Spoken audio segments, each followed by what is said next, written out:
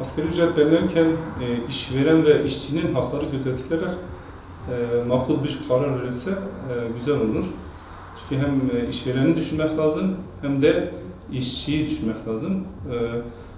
Bir tarafta da devletin de gider olarak taşın altına elini bırakırsa bu da bir nevi daha da güzel olur. Yani üçlü toplanıyorlar zaten. Bir tarafta Çalışma ve Sosyal Bakanı ortada, bir tarafta işveren sendikaları, bir tarafta da işçi sendikaları toplanmış. Üçü de mutabık olarak hani herkes birbirinin haklarını gözetirse bu hem daha kolay çözülür, daha makul bir sonuç alınabilir. Şimdi yaklaşık milyonlarca bir çalışan var yani işçi olarak. Hatta 7 milyon daha fazla da belki iş olarak var. Şimdi bu bir toplumu etkiliyor ekonomik olarak, yani bir toplumu etkiliyor.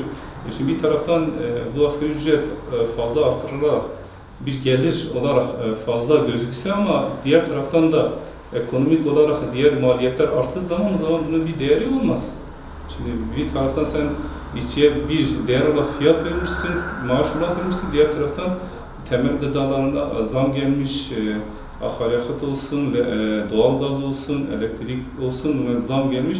Bir tarafta cebe koyarsın, diğer tarafta diğer cepten çıktığı zaman o zaman bir anlam ifade etmez. Yani buna dikkat edilmesi lazım. Halk da bunda etkilenir yani. Eğer piyasaya para olarak işçinin cebine girdiği zaman o para direktmen zaten ekonominin içine girer sıcak olarak. Halk da bundan memnun kalıyor, yani bir alışveriş olur.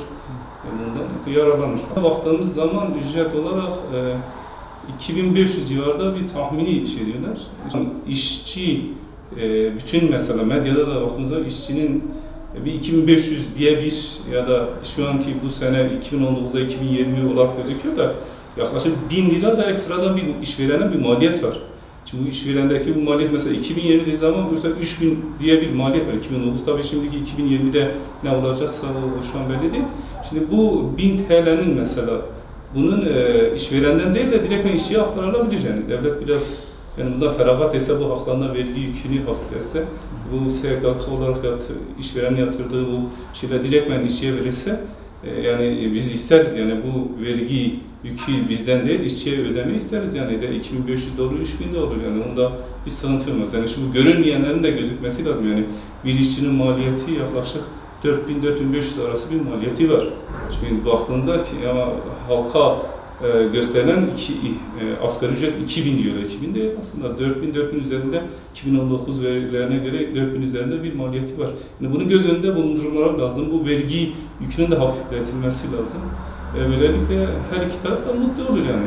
Huzur olsa, güven olsa, adaleti de tesis etse insanlar huzurlu bir yaşam içinde devam ederler.